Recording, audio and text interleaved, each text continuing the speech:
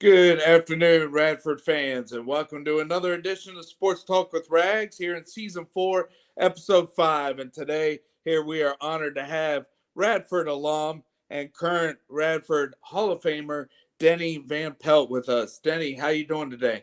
Doing good. Just feeling a little bit old today. It occurred to me this past week that this is the 30th anniversary of my senior year at Radford. Yeah. Well, hey, I'd like to piggyback on that. I mean, this is the 30th year when I was a senior there in high school, thinking that I would go to Radford, but things didn't work out, and I ended up going to work for the government and have this as a hobby now. So at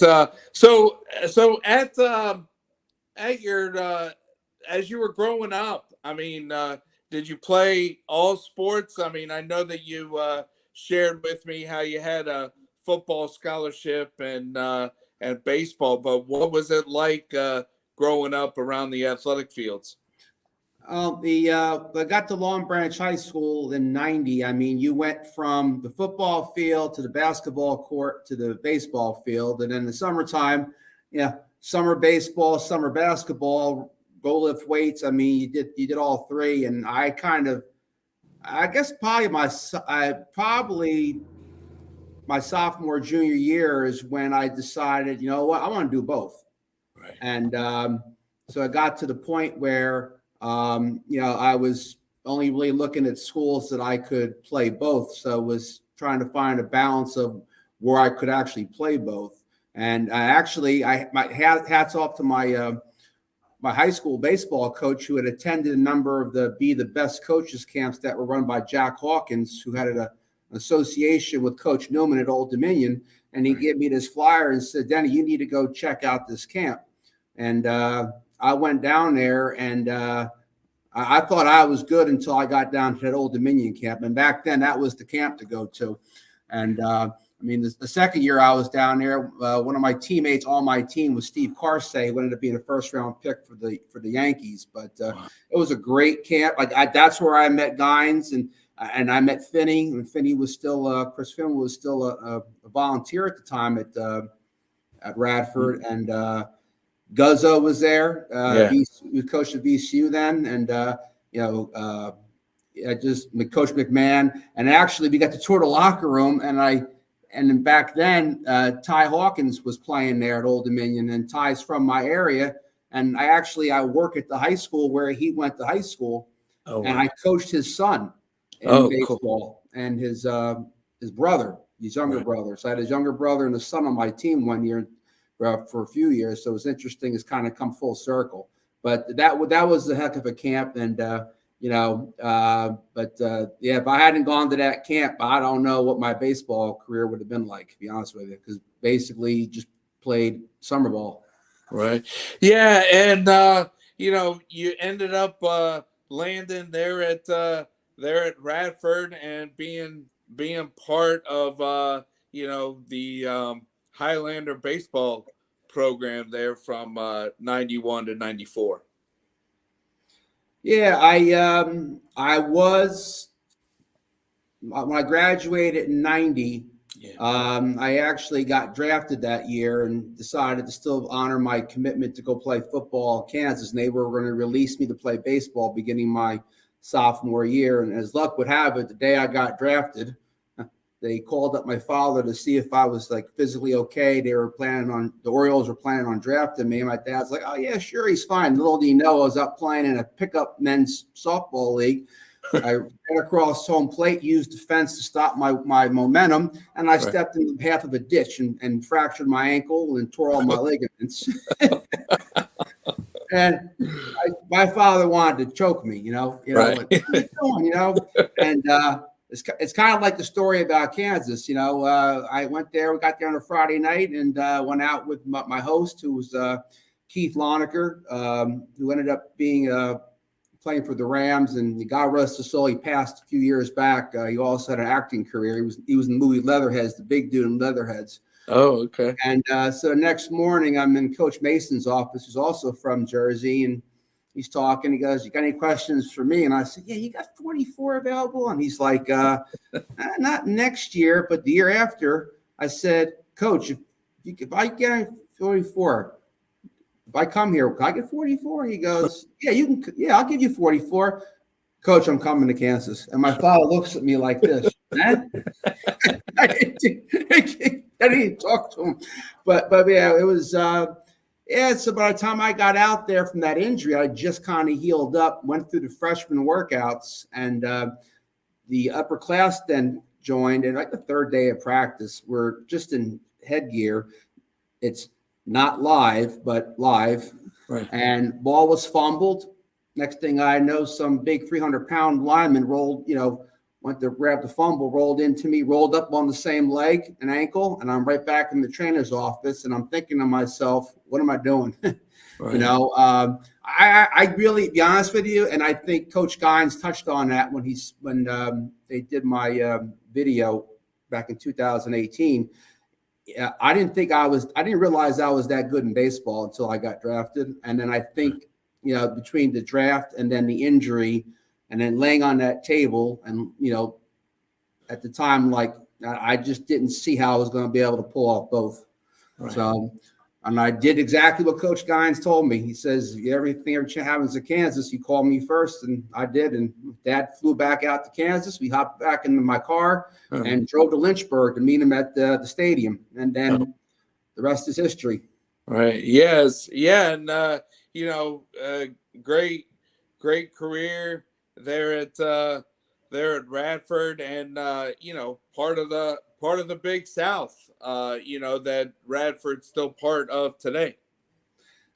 Yeah, I tell you, we had, especially my sophomore year when we started. We 92 to 96. We could hit.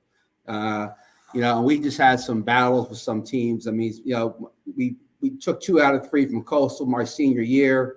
I actually took a look at some of the teams that, we were beaten. My senior year, we beat a nationally ranked University of South Carolina team. But we had some really, really strong players. At 94 squad had myself, Filchner, and Dampier in the lineup. And our ace was Jim Abbott, who just got into the Hall of Fame last year. But, I always felt my last 3 years there, you can put us on the field with anybody, we can compete with them. Right. And then, Joe was down there, part of the team. Didn't he transfer in his last 2 years? Joe transferred in my senior year. And, Joe had an immediate impact in the program. He brought with him the same attitude you saw him coaching is what he had as a player. He also had a little bit more hair back then, but I think we all go through that. And Joe was a real fire plug, it was like I said, I never felt like, we tell our pitcher, just keep us in the game. We'll give you a shot offensively, Right. And then after Radford got a chance to play in the Angels organization. Yeah, I got to follow Phil Leftwich in the Angels organization, played at Boise. We ended up winning the league championship about beginning of August. I was really starting to have a problem with my left hip. And it was something that was going on during my senior year at Radford. Nobody could figure out what was wrong. And literally, we were playing the A's in Medford, and I flew out to center field, and I about collapsed in the batter's box. And we got back to Boise. They sent me over to Boise State to be looked at. And the doctor looked at me and said, you got arthritis in your left hip and a bone spur. And I'm like, arthritis? I'm 22 years old. He goes, by any chance, did you get hit there or something? I said, I used to play football. And he goes, I'm probably took a shot there or something. And then over the course of time, as my turn hip, it just kind of, every time you turned, it just got worse. So I went home, got a second opinion, and the doctor said, he was point blank, he goes, you keep playing, you're probably going to need the same surgery Bo Jackson got in 2 years, or you stop playing and see what happens. And, It was kind of a reality check too. You see the guys on your roster, and it's the guys you're playing against. I mean, Konerko from the Sox was in the league that year as a rookie, as a high school draft pick. Ben Grieve, Doug Million was in the league. He was first pick of the Rockies. He was good, and I had my 4-year degree, and I just got to the point where in January, February, I just didn't think I could do it. Right. So I hung it up. But it's with being a Radford alum and being a baseball player, you definitely probably enjoyed seeing with Joe leading the program, and they're in 15. Seeing the team win the regular season, win the conference tournament down there at Coastal, and go to Vanderbilt there in the regionals. Yeah, that was something special. I mean, they just got to the point where they couldn't lose. Right. Alex reiterated that the other day. They just, they had started out watching Alex on your show.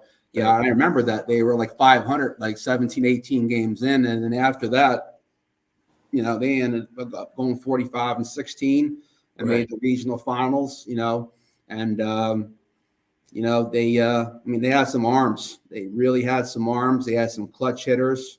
And that was not an easy conference that year. Right. The teams that, Coastal made it as an at-large. And then a year later, they win the national championship, the last year in the Big South. That was a strong baseball conference, and some strong teams, but that was great. And then one of my travel guys got to be on the program and ran the ride with this 2017 team, Andrew Nardi. Oh, okay. Yes. Yeah. And in that 2017, they were kind of middle of the pack there when conference tournament started, and they ended up making it through the first game there in the winners bracket, and just got hot at the right time, and then they draw Louisville. But definitely the experience of the program and the experience of the student athletes there with playing in an NCAA regional. Yeah, it's a tremendous honor. You look at this, we played it, our programs played in the NCAAs twice, and and 2015 they ended up nationally ranked. Right. But yeah, especially with baseball, and this goes in coaching too and stuff. You get hot at the right time. You throw the records out the window. You see it countless times in professional baseball. Some team, sneaks in the back door and into the wild card, and next thing you know, they're crowned major league champions, world champions. Right. Right. And then there at Radford, they don't have a football team. They're close to Tech, so a lot of Radford students, follow Tech football. But definitely, baseball, basketball, soccer. All the sports are definitely followed, and over time here have done real well there in the Big South. Yeah, a lot of our programs have won. Been to the NCAAs, performed well. We've had some great players. We've got some guys that made it to the NBA. Obviously, in the baseball program, we've had guys make Major League Baseball, including currently, Spencer Horowitz. Soccer, Dante Washington. I'm probably leaving some names out, but yeah, we've had some really, really good athletes at Radford, and we've been fortunate, that we've had that success, that we can kind of piggyback off of, the biggest thing for me always has been is, it's the people there, this, again, I'd probably be leaving some people's names off the list, but I mean, it's just great people.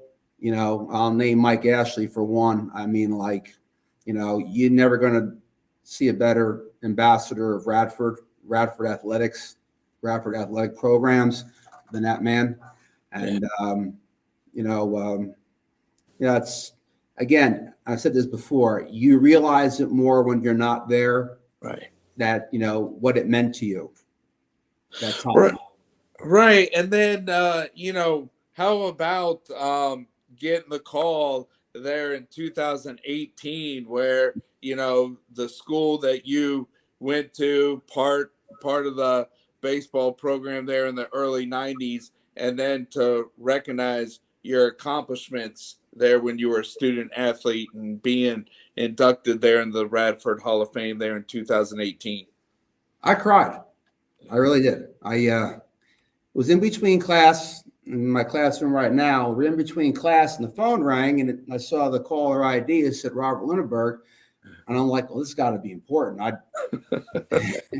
AD calling you. What's he calling me for? You know, and I'm like, "Yeah, hello," and he told me. Kid in front. I mean, the class was just getting ready to start, and I about broke down in front of this kid. You know, it's yeah, it was. I mean, like, it was really, it's, it's the bigger thing is to look back, it was, for my dad. Man. Because, if it wasn't for him,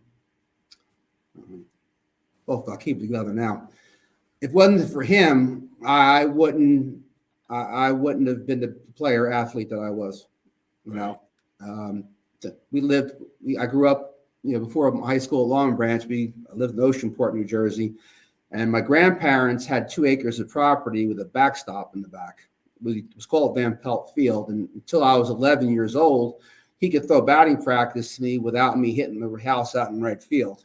Right. And, I probably hit him in the leg a couple of times with line drives, broke his thumb throwing the ball to him, but,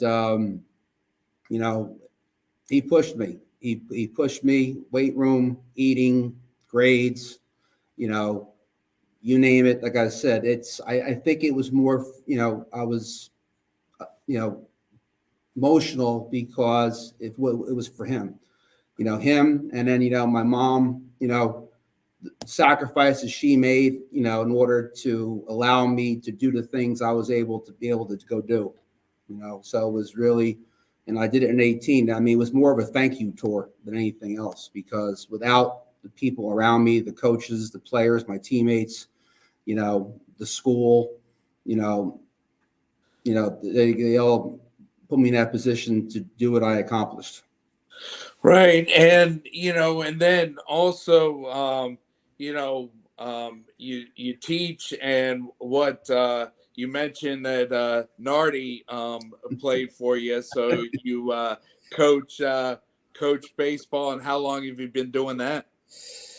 I've been coaching since 1996. Okay. Either high school, travel. Actually, right now I'm doing high school girls softball at my school, and still involved a little bit in travel baseball. I enjoy coaching. I even coached soccer one year here. I mean, they director said, he's hey Dan, I gotta ask you a question. He goes, what are you doing this fall? I said, nothing. Nothing. You want to coach soccer? He said, hey Ron, listen, the only thing I know about soccer is you can't touch the ball with your hands unless you're the goalie. He goes, you'll be fine. So listen, Scott's honor, first day of practice. And by the way, I got moved from I was supposed to be the freshman coach, that then I got elevated to the JV coach the first day of practice. And I told the kids, hey guys, listen, I'm telling you, it's right now. Okay, I don't know anything about this game. Okay, right. So bear with me. But I got through it. My daughter played. Like I said, when she was in high school here at Mount Swan, I enjoyed it. But I get, it's just being involved with the kids. It's and staying involved with sports. And basically, and it's funny, and I was the head baseball coach at Long Branch back in '97, and I got the head job here at this school back in 2010. And even now, if I look back on those two different situations, my coaching tenure as a head coach, how much more I know now that, again, I think the biggest problem you have when you're a young coach coming out of playing ball is you think you're out in the field. You think you're at the plate. And that's you. That's Denny at the plate. That's Denny out in center field. And that's not Denny, or whoever it is, and you got to separate yourself that it's not you out there. And, and you're trying to just pass on what you learned, like I said, I'm probably a better defensive player now than I was when I was in college because I've been coaching it. But it's a rewarding career. Right. And then, not that it wasn't important when we were all growing up, but I think, especially here in the last 5-10 years, it's definitely great if you have the opportunity to coach here the student athletes today, whether it's high school or travel, and then just be that positive influence to build the relationships, to have your student athletes win at the game of life as they go on to college or go in the workforce and they're hanging up the cleats. Oh, you nailed that perfectly, because honestly, I don't know what my win-loss record was. I don't know how many championships I've been involved in as a coach or whatever. The biggest thing for me is that I don't care if it's a student. I don't care if it's a player at the school. I don't care if it's one of a travel. I want them 10 years to come back and I say to, how you doing? I say, I'm doing great, coach. Thank you. Right. Because, that, like I said, I've never been one to hang my hat on a win-loss record. It's like, again, what is the big picture here? I don't, rules, cutting corners, I don't have no interest in. I want to teach kids to do things the right way, and I know that's what Alex is doing and his staff, and I've been down there. I see how hard those kids work. I know how our Alex works, and it feels good to be able to help out wherever you can with the program, whatever the way you can do it. You know what I mean? Right. Yeah, and it's also something there with Joe and now Alex. I mean, guys that are in those head coaching positions that were once part of the program as a student athlete and now back as alums, leading the program. Right. And that tree goes all the way back to Scott Gines, because Scott coached Joe. Right. And then Joe's coach Alex. Right. It's like there's been some sort of connection with Gines there, Coach Gines, for a long time. And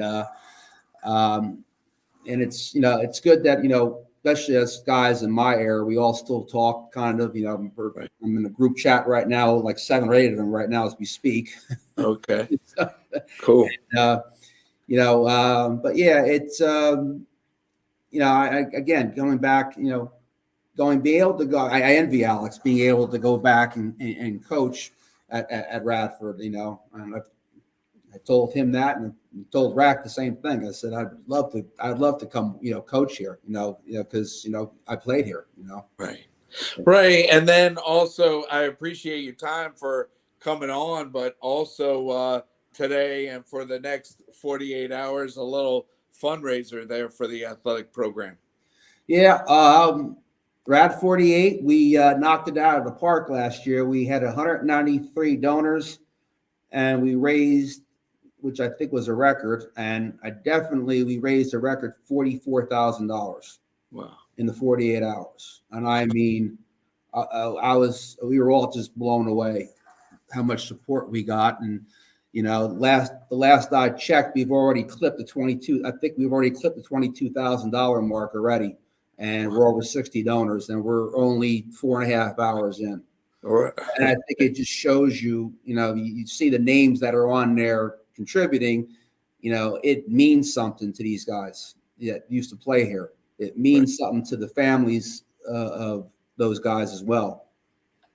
Right, and that is something that, if you get the opportunity to not only go to college but be a student athlete, I mean that's something that they can't take away from you. So as you go into the workforce, or move on after graduation, you always got that tie to the to that school, that you played 4 years. And with college athletics nowadays, even in all sports, it's very rare that student athlete stays all 4 years.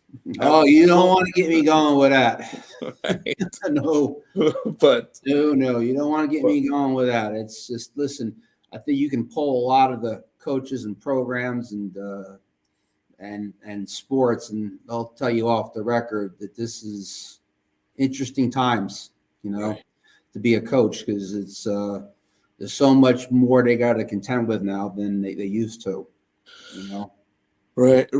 And with technology, you don't have to be at Radford, to watch the baseball or softball. I mean, with Big South TV or ESPN Plus, there with technology. Or I think next Thursday the basketball team is back on one of the ESPN Yeah, networks. they're on ESPNU. Yeah. They're the wild card game. Yeah, next Thursday. And Right. Yeah. yeah, it was funny. Was like I was, I watch all the games on ESPN Plus, and I Right. just think to myself, my dad and mom would have killed that we had ESPN Plus back then. Right. I remember how it first started. I think we just had I believe they just had a still camera like out into the field. And now it's come a long way. Our new the ESPN studio, mobile studio, and you got Rick Watson on there, and sometimes he's got a co-anchor with him, Yeah. and doing our the baseball games, and it's pretty neat. It's pretty impressive that, I mean, literally it's a lot of these schools can have that access now, but I think our school does a really good job. Rick and his staff does a really good job putting that together. Right. Hats off to him. He puts a lot of long hours into those programs, Right. on top of doing his morning big dog show in the Right. morning. Right.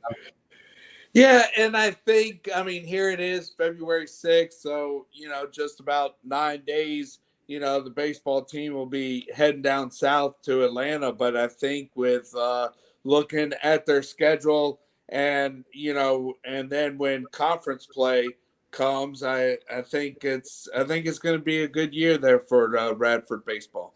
Yeah, you're talking to Alex. He's very, very excited about the season and what he's been seeing at practice, and how the guys get along and how they care for one another. And I think he mentioned that as well, that they care for one another, and I think that goes a long way.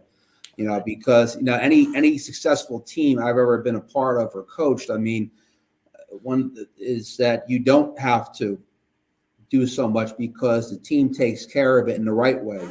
Right. There's a right way for handling it with the team, and there's a wrong way. But I think, when it's the right situation, the players and coaches, great things can happen. And I think that, that's something Alex foresees coming here in the future.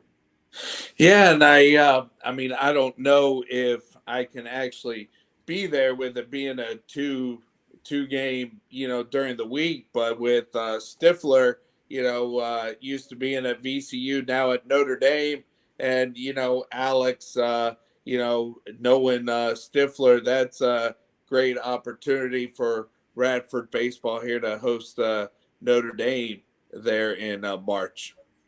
Yeah, this is their second trip to Radford, I guess on the way to somewhere else. Okay. But yeah, I mean, like,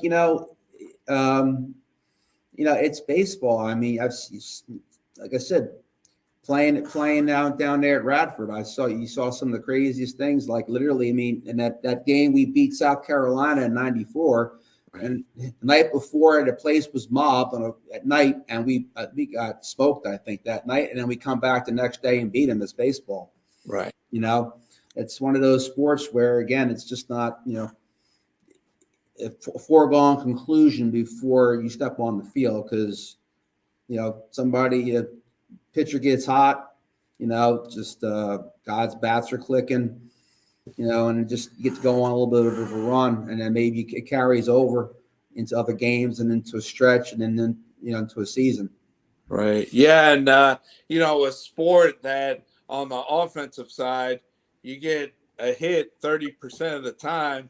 You're all conference. You're a Hall of Famer. It's definitely a game to how to deal with failure. Yeah, it really is. I mean, and I think I probably had more of a football mentality of failure in baseball when I was in high school. But it's funny. I when a kid does bad and when they're tearing their gloves off and they're swearing they're never going to play baseball or softball again. I'm quitting this sport. And I'm like, oh no, calm down. I'm trying to calm down. You're like, in the back of your head, you're going, yeah, that was you when you were 18 years old. But yeah, that's the biggest thing. I mean, 3 for 10. If you can go 3 for 10, you're making a lot of money one day. Yeah, and at least in baseball, maybe not in the basketball court, but you're definitely going to make a lot of money going 3 for 10 in Major League Baseball. Yeah, I don't know if your shooting percentage is 30% or 30% from the free throw line. If you're shooting 30%, they're not getting you the ball. Right. We can ask Coach McGuire and Coach Nichols that one. You got somebody that's shooting 30%, and you're gonna be drawing up plays for that player? I don't think so. Right. But no, are you able to make it down on a weekend there during baseball season? It'll depend. Like I said, it depends on the schedule. If I can do that, if I can pull some of that off, it just depends. It's depends on if the weekends. Again, you never know, because you get rained out on Wednesday. The makeup day could be Saturday, and then everything's shot. Everything's shot. And it just really depends on the schedule. Right. Well, hey, Denny, definitely appreciate your time, and appreciate the other episodes that have dealt with Radford, or even with that ODU alum Jeff Ware, that's with the Blue Jays now. Talking about Spencer. So definitely appreciate. Jeff was on the Old Dominion roster when I was a freshman, when we were there. I played them my first 2 years. I remember Jeff. Okay. And Wayne. Yeah, Wayne Gomes. Yeah. Actually, we had a bullpen catcher get a pinch hit at bat in that game the last time we were there, my sophomore season. Yeah. And I guess he decided he just started his swing just a tad early when Wayne worked one at 96 miles an hour, and he caught the bat. And next thing you know, my man's running around the bases. And, I said to somebody, if the chance, I wanted to say that, Brandon Smith hit a home run off first round draft pick, Wayne Gomes. But that's baseball. Right. Those guys say, hey, Brandon, let's get you in the bat. Goes out. I just hit. I was so thrilled that I squared one up, and I think I one-hopped the second baseman. I was feeling good about that because I know there's people there watching. And Brandon gets up, our bullpen catcher, and he hits one 450 feet into the parking lot. Go figure. But yeah, matter of fact, he's in that group chat right now that I'm in right now, so I'm gonna let him know. Right? Yeah. Well, story. That's baseball, and then one day you can not have it and just lay an egg, but then the next 2 days over the weekend come back and end up, when Sunday comes around, end up winning the series, taking 2 out of 3. So that's just baseball here, and go get the next one. Yeah, we one year, I mean, we actually were playing Asheville down in Asheville. We actually, I don't want to brag about this, but we actually lost we lost a doubleheader to Asheville down there, and I forgot the dude's name. I should know it. He back then it was 2 sevens on Saturday and one on Sunday. Right. He beat us in a doubleheader, the pitcher. Oh. But he threw from down here. He was like it was like slower and slowest. But he actually, now you do that today, they'd be after you like, are you out of your mind? But I mean, he threw a back-to-back game against us. But wow. yeah, when I talk about and I think it made the news somewhere. I mean, but like, I mean, if it was like right now that happened, that'd been all over social media, you know. Oh yeah, and how conference games are. I mean, I know that Radford and William and Mary didn't play when my brother Mike was at William and Mary, Right, but we didn't play there. the CAA was 2 sevens on Saturday and then 1-9 on Sunday. Now just about every conference has one Friday afternoon or Friday night, one Saturday and one Sunday, and you don't have a doubleheader unless you get caught up with rain. Yeah, that was the one. Yeah, the Saturday. Yeah, that was. And I remember, I think we used to play 2 games during the week too. On top of that, I know we were always off on Mondays, and we probably had at least one, maybe sometimes 2 games middle of the week, and then because we didn't have turf back then, so 2 games middle of the week, and then the 3-game series, and then usually Sunday was the war of attrition, like we left arm wise, but it was 2 sevens, 1-9. Yeah. Well, hey, Denny, I appreciate your time, and maybe we can meet up at a Radford game and go Highlanders. Go Highlanders and go Rad 48. We still got till tomorrow, Thursday at 12 o'clock, guys. All right. Yeah. So what? There's a link there on the Radford Facebook page, right? Radford, it's on Twitter. You go to any of the Twitter accounts for the Radford athletic programs, and you can go ahead and make your donation to whatever team you support. Right. And no donations too small, as they say. There's incentives for donors, number of donors for different challenges and different various things. But I give those people a lot of credit. That's a lot of work over a 2-day period. Right. Staying on top of everything. So, Robert and Corey and the rest of the group and the endowment office and the foundation, I realize it's a lot of work. John Zeitz, who I've been in contact with a few times. So, and it's a lot of work for a couple of days to keep track of everything and make sure everything's working. Right. Yeah. So, but all right, Denny. Well, hey, thanks again, and I'll talk to you later. Anytime. Take care. All right. See you. All right. Bye.